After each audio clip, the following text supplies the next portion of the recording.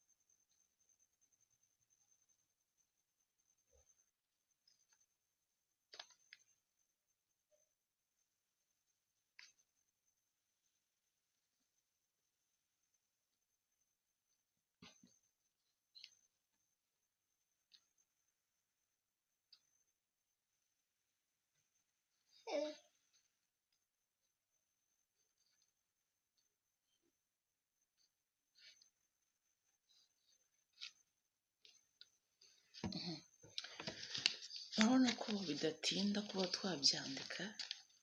Interuro nayishyize mu Kinyarwanda kugira ngo sinzi nimba mubasha kuba mwabibona uko byanditse. Iri mu Kinyarwanda ikaba no mu myandikire y'umweru.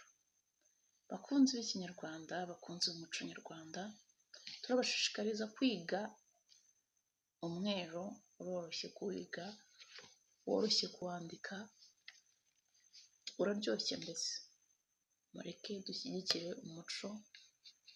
Dore Mugisha yarateye, arabagara, areza, ubu ngubu ari mu gusarura. Mureke rero tweze umuco nyarwanda. Murakoze.